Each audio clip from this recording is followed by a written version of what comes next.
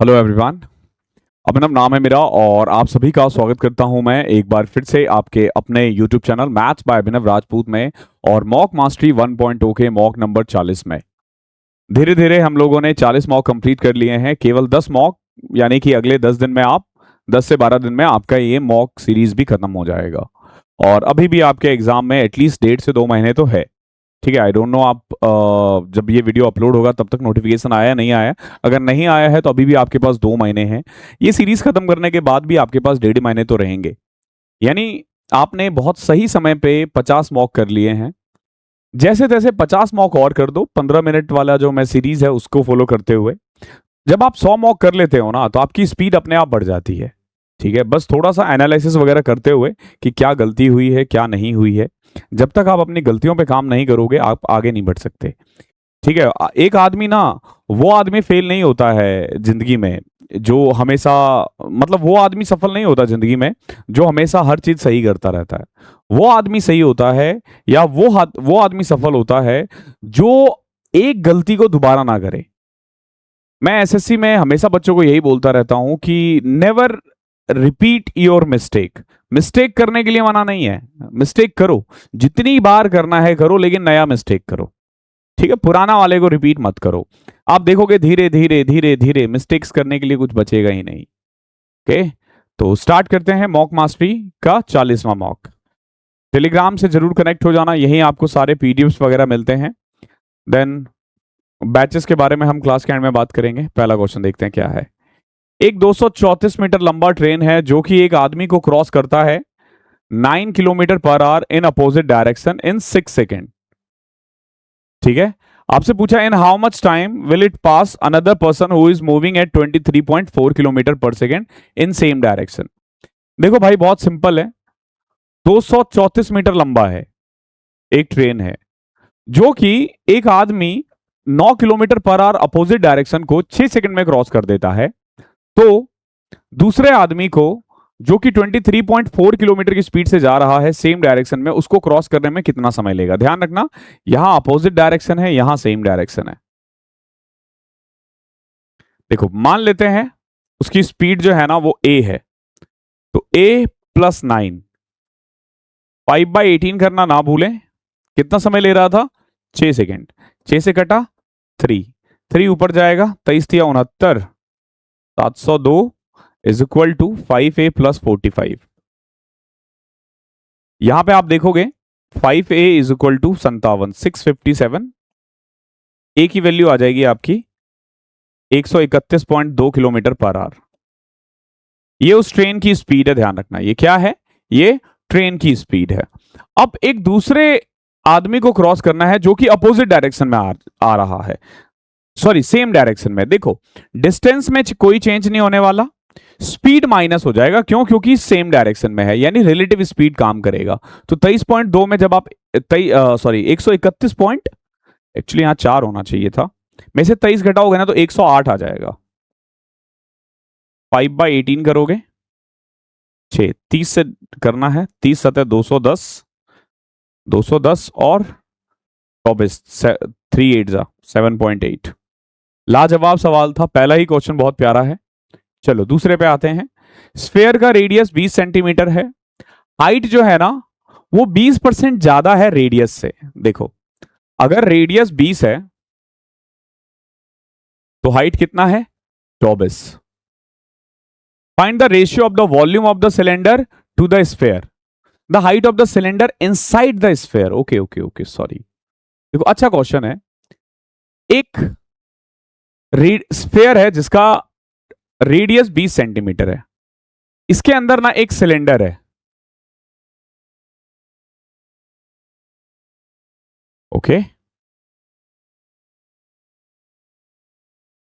इस सिलेंडर का जो हाइट है ना वो 20% ज्यादा है। किससे? स्फेयर के रेडियस से। स्फेयर के रेडियस से 20% ज्यादा है। ठीक है, देखो स्फेयर का रेडियस मान लेते हैं ये है r। ठीक है, अब इसका जो हाइट है ना वो 24 है। सिलेंडर का हाइट कितना है? 24 है। अब यहां से ना आपको सिलेंडर का रेडियस भी निकालना पड़ेगा। क्या हमें जरूरत पड़ेगी उसको देखने के लिए ना देखो हमसे रेशियो पूछा है, कई बार ना जरूरत नहीं पड़ती है। जैसे देखो वॉल्यूम ऑफ सिलेंडर होता है पाई आर स्क्वायर एच, और स्फेयर का होगा 4/3 पाई आर की क्यूब। अब हमें पता है पाई से pi cancel, r square height 24 है, यहां से देखो 4/3, आर कितना था 20 ना, 20 को 3 बार करो, ठीक है, 4 से कट किया 6, 10, 3, ये एक्चुअली में 9 आ जाएगा। देख रहे हो 3 आ रहा है, तो इट माइट बी पॉसिबल कि इधर जो है ना वो 9 का टेबल आए, क्योंकि देख रहे हो ये 3 3 9 है ना, यहां पे ये 9 इधर मल्टीप्लाई होगा। अब यहां 9 तो कटता हुआ दिख नहीं रहा, तो ये 9 रहेगा ही रहेगा। तो बिना सॉल्व किए हुए भी ये कर सकते हो, बस इतने से। बाकी देखो इसका रेडियस कैसे निकालोगे, छोटे वाले का आर, देखो ये जो होगा ना ये हाइट का एकदम हाफ होगा, तो यानी ये 12 है, ये 20 है, तो यहां से आप देखोगे रेडियस ऑफ सिलेंडर जो है ना वो 16 आ जाएगा बाय पाइथागोरस ट्रिपलेट। तो क्या था भाई, हमसे रेडियस पूछा है, 16 का स्क्वायर यानी 16 गुना 16 गुना 9 is equal to 10 into 20 into 20 यानी 400।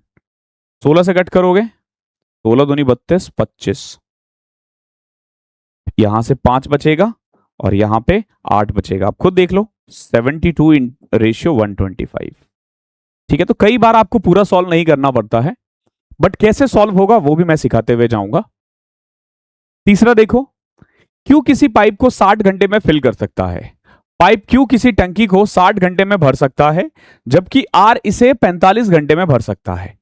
ठीक है, क्यू किसी को 60 आवर्स में भर सकता है, वहीं पे आर जो है ना इसको 45 घंटे में भर सकता है। क्लियर है? आगे देखो, क्यू और आर दोनों ओपन किया गया है एक साथ, ठीक है, 6 घंटे के लिए। उसके बाद W को भी ओपन किया जा रहा है, W के बारे में अभी नहीं बोला है क्या है, जिसका काम है टैंक खाली करने का। All the 3 pipes are open simultaneously for 24 hours to reach the half level mark, और फिर आधा खाली करने के में, मतलब आधा भरने में 24 घंटे और लग गए। पूछा है W अकेला कितनी देर में खाली कर सकता है। सबसे पहले ये देखो 60 और 45 था, आपने चुपके से इसका एलसीएम ले लेना है 180, 3 और 4 ये क्या आ जाएगा, एफिशिएंसी। अभी देखो हमने किया क्या, 6 घंटे तक ना इनको चालू रखा क्यू और आर को, 7 के हिसाब से 42 लीटर पानी आउट ऑफ 180 भर गया। अभी देखो अगले 24 घंटे तक क्यू और आर के साथ डब्ल्यू को भी चालू रखा, और इससे हुआ क्या, आधा मार्क फुल हो गया, यानी आधा पानी भर गया। 180 भरना था ना, 90 भर गया। 90 में से अगर आप गौर से देखोगे तो 42 ऑलरेडी भर गया था, यानी कि अगले 24 घंटे में 48 लीटर भरा है। यानी क्यू आर और डब्ल्यू मिलकर 1 घंटे में 2 लीटर पानी भर रहे हैं बस। देखो क्यू और आर मिलकर 7 लीटर भर रहे हैं, यानी डब्ल्यू जो है ना वो 5 लीटर पानी बाहर फेंक दे रहा है। डब्ल्यू हर 1 घंटे 5 लीटर पानी बाहर फेंक रहा है, उस हिसाब से 180 लीटर को खाली करने में उसे कितना टाइम लगेगा, 36 आवर्स। लाजवाब सवाल था। अभी तक तीनों ही क्वेश्चंस बहुत जबरदस्त हैं। चौथा देखो, इस मॉक मास्टर में हमने केवल अच्छे क्वेश्चंस लिए हैं, अच्छी बात यह है। आगे देखो, एक आदमी है जो कि एक आर्टिकल को ना 20% प्रॉफिट पर बेचता है ऑन सेलिंग प्राइस, ध्यान रखना सेलिंग प्राइस पे 20% का profit. Afterward when the cost price reduced by 10%, he also reduced by 10%, मतलब सेलिंग भी इसने 10% कम कर दिया। ठीक है, he also reduced the selling price by 10%। अब पूछा नया प्रॉफिट कितना होगा, इस percentage of profit on cost price कितना होगा। देखो सिंपल सी बात है, पहले जब वो 100 रुपए कमा रहा था, का बेचता था ना, तो 20 रुपए कमाता था, यानी कॉस्ट प्राइस था 80, ये कॉस्ट प्राइस था, ये सेलिंग प्राइस था। अब आप देखोगे दोनों ही 10-10% कम हो गया, दोनों ही 10-10% कम हो गया। वैसे आप एक्चुअल देखोगे ना, तो एक्चुअल प्रॉफिट जो हो रहा था ना, इसे 1/4 यानी कि 25% हो रहा था। अगर आप सेलिंग प्राइस पे 20% कमा रहे हो तो कॉस्ट प्राइस पर कितना कमाओगे, 25%। एक चीज ध्यान रखना, अगर कॉस्ट प्राइस और सेलिंग प्राइस दोनों ही रिड्यूस हो जाए सेम परसेंट ना, तो प्रॉफिट परसेंटेज में कोई चेंज नहीं होता। पांचवा देखो, एक विलेज है ए और B, out of their respective population male plus female 2/5 and 3/8 are female.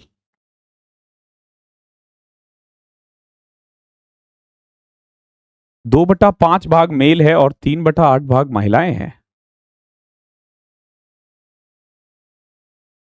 अच्छा ओके ओके, देखो दो विलेज है ए और बी।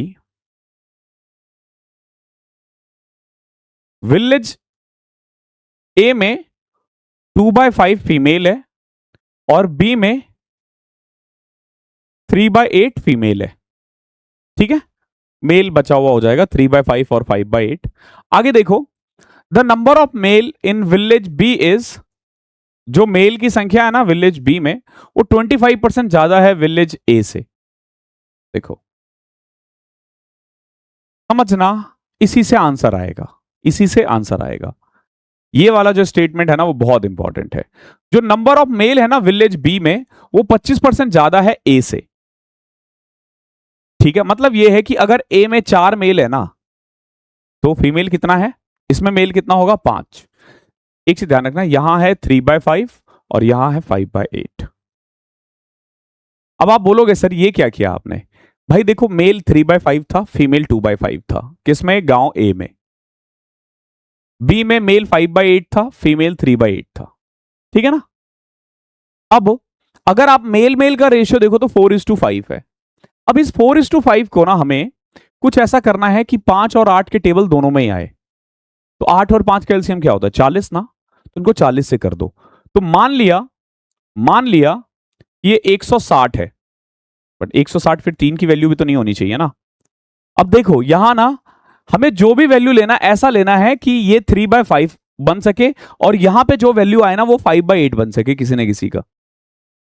ओके, तो एक्चुअली में वो 5 3 15 के टेबल में आना चाहिए। तो एक काम करते हैं, इसको मान लेते हैं 60, इसको मान लेते हैं 75। ठीक है, ताकि वो 3 और 5 दोनों के टेबल पे आ जाए। अब एक बात बताओ, अगर मेल 60 है तो फीमेल कितनी होंगी? 40। यहां अगर मेल 75 है तो फीमेल कितनी होगी? 45। ठीक है ना, 5:3 होना चाहिए। हमने अपनी एक दुनिया बनाई जिसमें ए में अगर 100 लोग हैं ना, तो बी में 120 लोग हैं। ठीक है, इसमें 2/5 फीमेल है, इसमें 3/8 फीमेल है। आप चेक कर सकते हो। अब इन्होंने क्या बोला है, देखो इनके अकॉर्डिंग अगर आप चलोगे ना, तो ये कह रहे हैं कि जो नंबर ऑफ फीमेल है ना विलेज ए और बी में, वो मिलाकर के 2125 है। कितना है? 2125 है। जबकि हमारे अकॉर्डिंग कितना है? 40 और 45 85। अब आपसे एक चीज पूछेगा ये कि इसकी वैल्यू बताओ कितनी होगी। क्या पूछा है देखो, गांव ए की कुल संख्या, total population of male plus female in village A. Hindi में सही है, ए में मेल प्लस फीमेल यानी कितना होगा? 100। देखो ये 20, 17, 17 से मल्टीप्लाई करो, 17 एकम 17, 42, 17 दूनी 34, 17 × 5 = 85। 125 गुना 20 5000 होता है यार।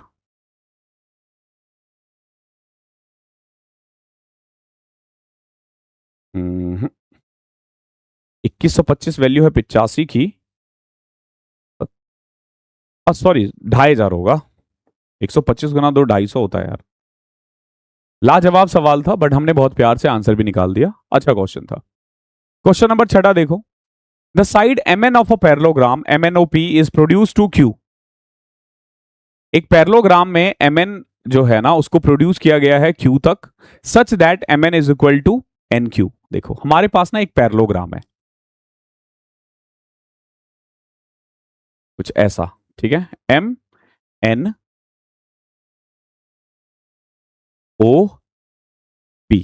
समझना, बहुत इंपॉर्टेंट क्वेश्चन है ये भी। mn को प्रोड्यूस किया जा रहा है Q तक, सच दैट mn और nq बराबर है। PQ intersect ON at R।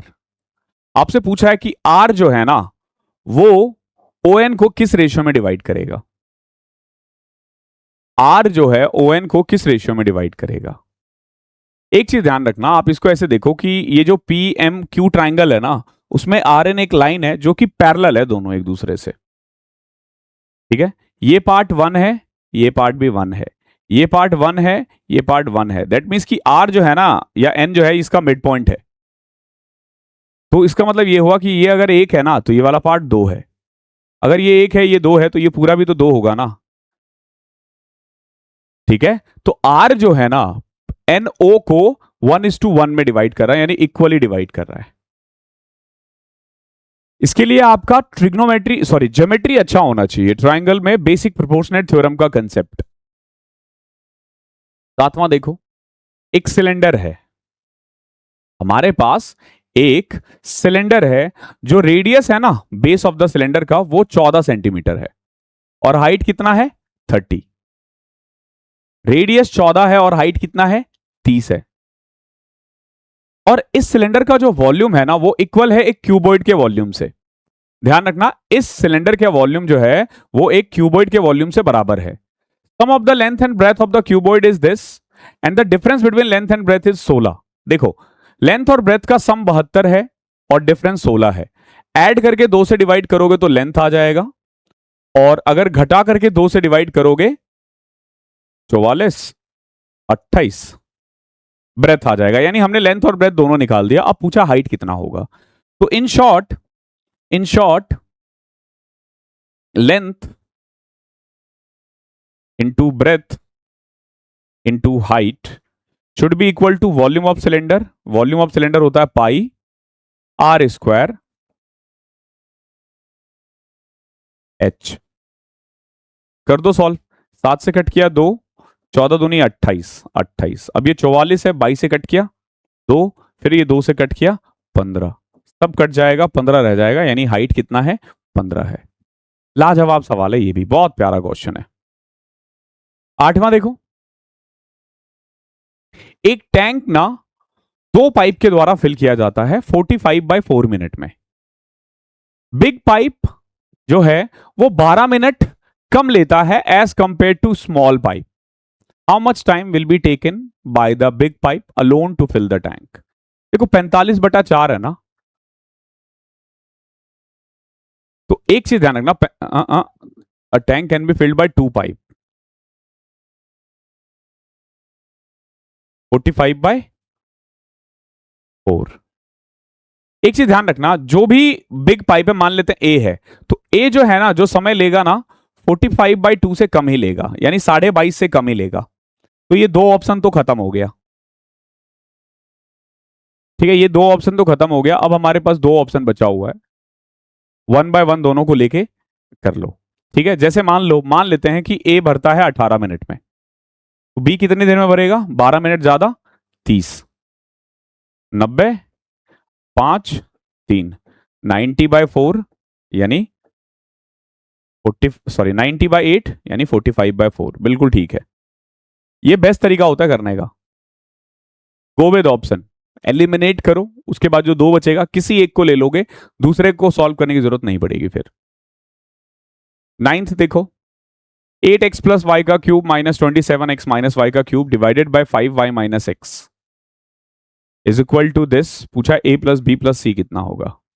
सबसे पहले ना आपको इसको प्रॉपर फॉर्मेट में कन्वर्ट करना पड़ेगा। कैसे, देखो अभी तक अगर आप देखोगे तो ये कुछ ऐसा है, 2x प्लस 2y की power 3 minus 3x minus 3y की power 3 divided by 5y minus x. ठीक है, तो a की क्यूब माइनस b की क्यूब, a की क्यूब माइनस b की क्यूब, क्या फॉर्मूला होता है a माइनस बी। तो जब आप इसमें से घटाओगे ना तो 5y माइनस एक्स आएगा, a square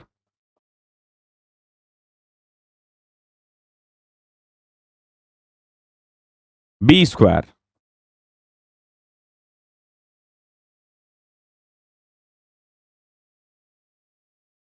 plus a b. जब आप ए बी करोगे ना तो 6x square minus y square आ जाएगा।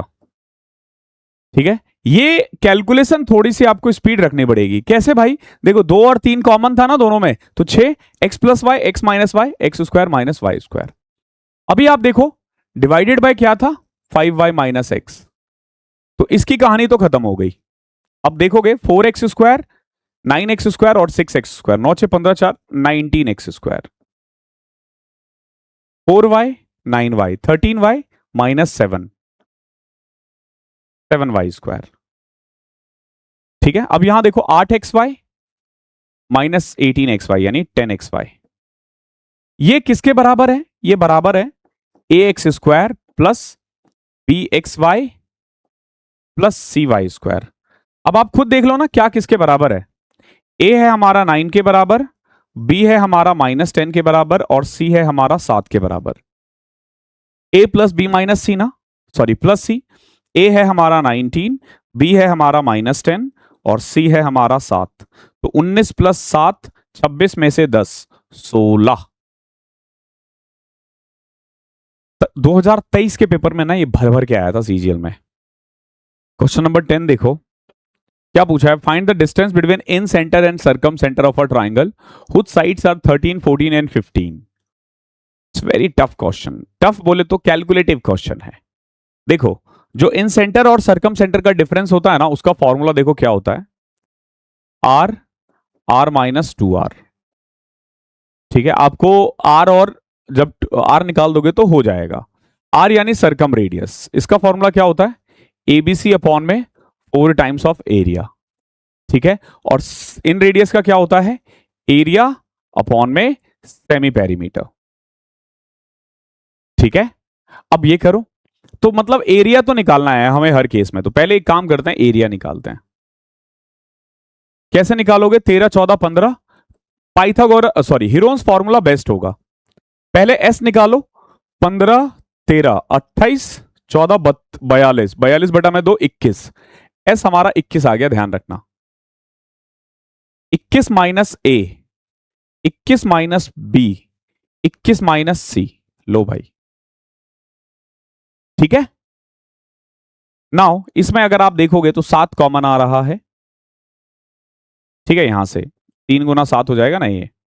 4 को भी आप चाहो, 8 को भी 4 गुना 2 लिख सकते हो। 7 कॉमन ले लिया आपने। ठीक है, फिर 4 को आप 2 लिख दोगे, 3 दूनी 6, 6 भी आ गया है। ये रहा एरिया आपका, 6 दूनी 12 7 84। तो यहां से आप देखोगे आर आपका 4 आ जाएगा। आर कितना आएगा देखो यहां पे, ए बी सी यानी कि 13 गुना 14 गुना 15 बटे में 4 टाइम्स ऑफ एरिया 84। 14 से कट किया 6, 3 से कट करोगे 5 तो 8, 65 बटा 8। जो रेडियस आ रहा है ना सरकम रेडियस, वो आ रहा है 65/8। अब हमें यहां पुट करना पड़ेगा। देखो अंडर रूट 65/8, 65/8 माइनस 8, 1/8 आएगा। 8 8 दो बार आ गया तो बाहर आके ये आ जाएगा और अंदर रूट 65 बच जाएगा बस। क्या लाजवाब सवाल है। ठीक है, अगर 15 मिनट वाला क्वेश्चन है रहता है तो फिर ये वाला तो छोड़ना है। x प्लस 1 अपॉन में x दे रखा है, पूछा ये कितना होगा, तो भाई क्या करना है इसका, इसकी पावर क्यूब करो, यानी 5√5 minus 3 times of √5, 2√5। For 25,500, a furniture shop sell 3 computer table and 5 chair, or 2 computer table and 9 chair. If one wants to buy a set of only 1 computer table and 1 chair, spelling के लिए बिल्कुल sorry बोलना चाहता हूं, because की spelling is something जो ना, मतलब मैं क्रॉस चेक नहीं करता हूं क्वेश्चन, और we don't have that much time, और सॉरी दैट बिग टीम। हमारे पास ना इतनी बड़ी टीम नहीं है, हमारे पास एक ही टाइपिस्ट है, वो टाइप करता है और फिर मैं उसको करता हूं, वो खुद से ही क्रॉस चेक कर पाता है। मेरे पास सच में इतना टाइम नहीं रहता है। Along with all these batches मुझे ये सब भी करना होता है, क्लासेस भी लेनी है, फिर कंटेंट भी तैयार करना है। तो स्पेलिंग वगैरह के लिए ना सॉरी, कई बार इंग्लिश से हिंदी ट्रांसलेशन में गलती हो जाती है, हिंदी से इंग्लिश में जाती है। ठीक है, देखो ये क्या कह रहा है, सबसे पहले 3 कंप्यूटर टेबल और 5 चेयर आप खरीद सकते हो 25,500 में, या फिर 2 कंप्यूटर टेबल और 9 चेयर खरीद सकते हो 25,500 में।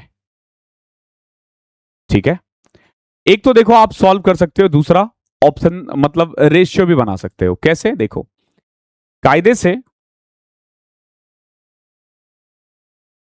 3 कंप्यूटर टेबल प्लस 5 चेयर जो है ना, ये बराबर है 2 कंप्यूटर टेबल और 9 चेयर का। इन शॉर्ट, एक कंप्यूटर टेबल जो है ना वो 4 चेयर के बराबर है।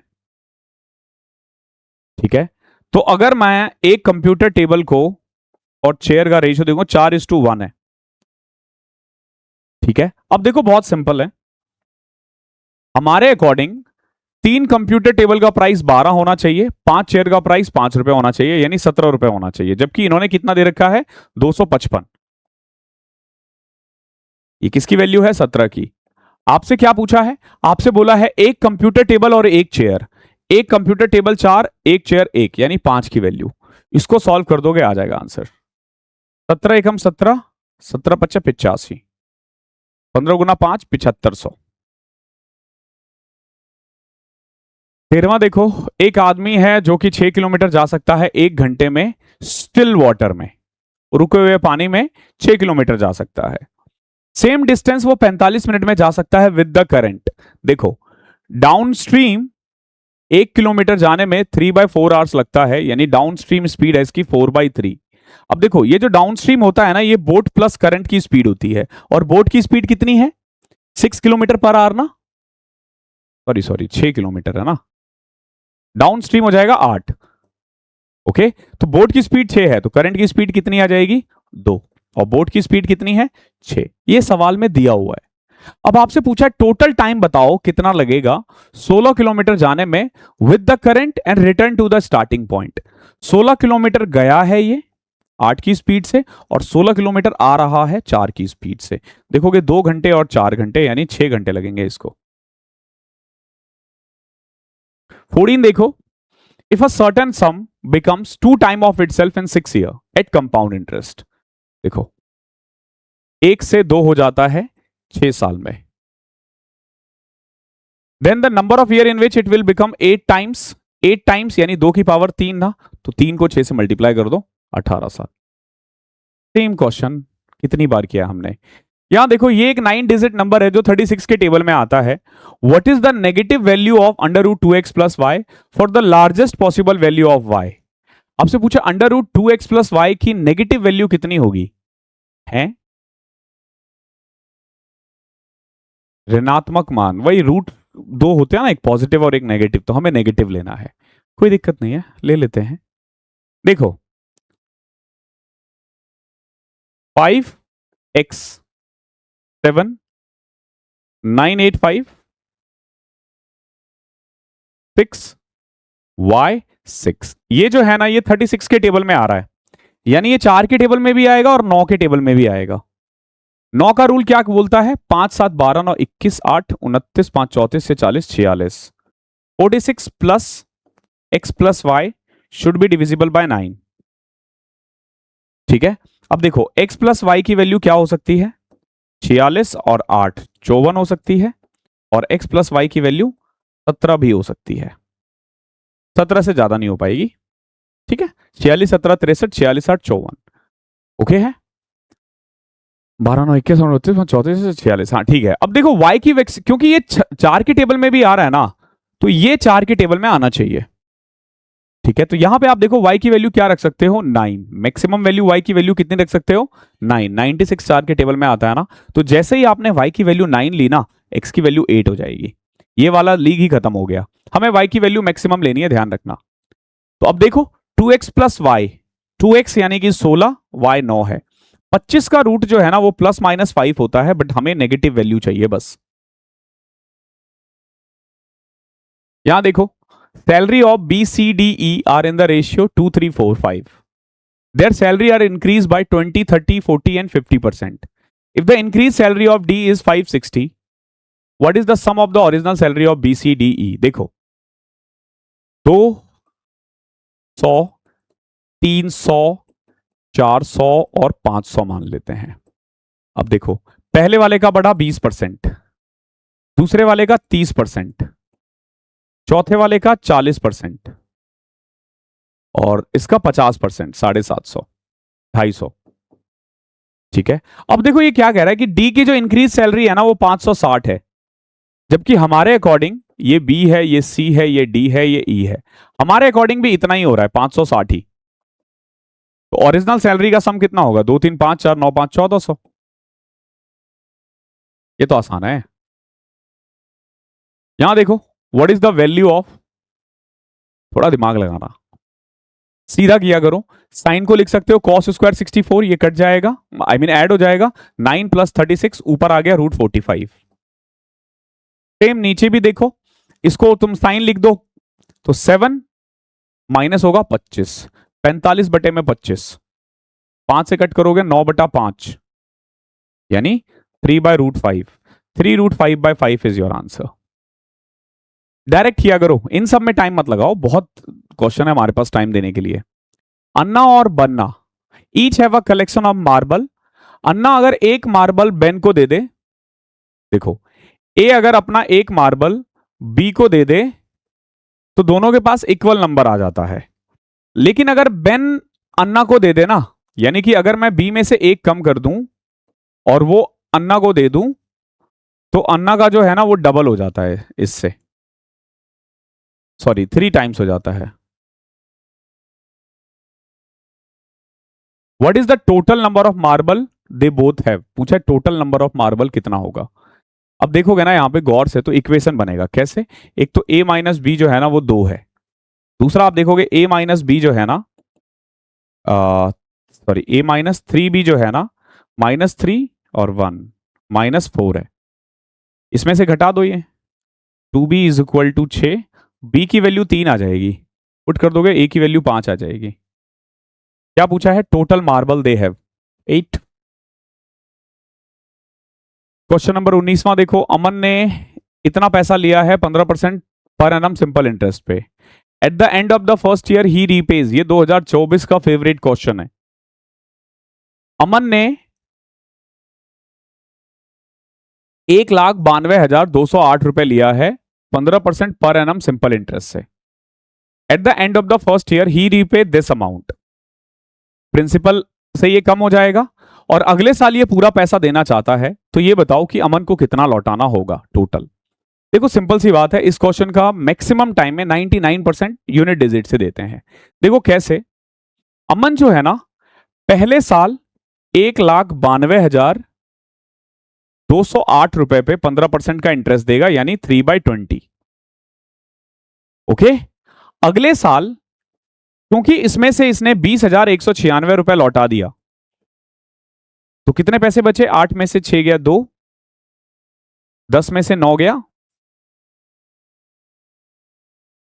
1, 1 में से 1 गया 0, 2, 9 में से 2 गया 7, 1,72,012। कितना परसेंट? 15%। देखो ये हो गया हमारा टोटल इंटरेस्ट 2 साल का। सिंपल इंटरेस्ट का सिंपल फंडा होता है कि जो भी पैसा आपने लौटाया है ना वो प्रिंसिपल में से कम होगा, ना कि इंटरेस्ट में से। हाँ ठीक है, मतलब उस पर इंटरेस्ट नहीं लगेगा। अब देखो अगले साल ये वाला अमाउंट देना पड़ेगा जो भी आता है, प्लस ये वाला अमाउंट। तो पहले देखो ये वाला अमाउंट क्या आएगा, सब में 20 कॉमन है, 3 से मल्टीप्लाई करोगे या इवन आप देखोगे तो ये 8 है, ये 12 है, तो जब आप इसे ऐड करते हो ना तो यूनिट डिजिट 20 आता है, यूनिट डिजिट 20 आता है। ठीक है, जब 20 से कट करोगे ना तो ये 1 आ जाएगा और बाद में जो भी मल्टीप्लाई करोगे ना उसका यूनिट डिजिट 3 आएगा। तो एट द एंड जब आप ऐड करोगे ना, जो टोटल पैसा आप लौटाओगे उसका यूनिट डिजिट 5 होना चाहिए। इससे आपको आंसर देना, बाकी आप इसे सॉल्व भी कर सकते हो। चलो लास्ट क्वेश्चन, एक कंप्यूटर सोल्ड आइदर 90, ये तो हमने लास्ट क्लास में किया था, वही क्वेश्चन है ना, 2964 आया था, डिक्टो वही क्वेश्चन रिपीट हो गया है। कल लास्ट वाली क्लास में एक क्वेश्चन करवाया हुआ है, प्लीज देख लेना। Thank you so much. 2026 की तैयारी कर रहे हो तो 100 आवर्स, और अगर 2027 की तैयारी कर रहे हो देन बुनियाद batch is for you. Foundation से लेके एक टॉप नॉच लेवल तक लेके जाते हैं। अब आपसे मुलाकात होगी अगले मॉक में, तब तक के लिए पढ़ाई करते रहना।